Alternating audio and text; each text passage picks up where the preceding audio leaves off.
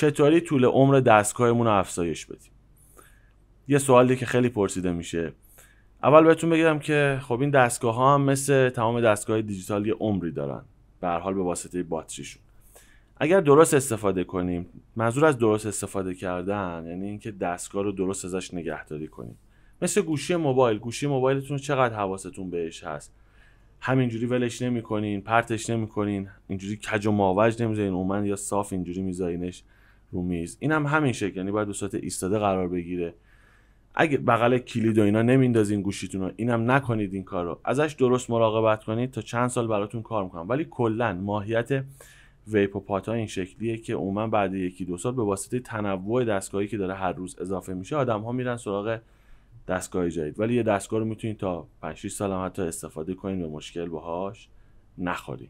امیدوارم که همیشه دستگاهاتون سلامت باشن، ویپینگتون هم بکام باشه. تا ویدیوی بعدی، خدا نگهدار.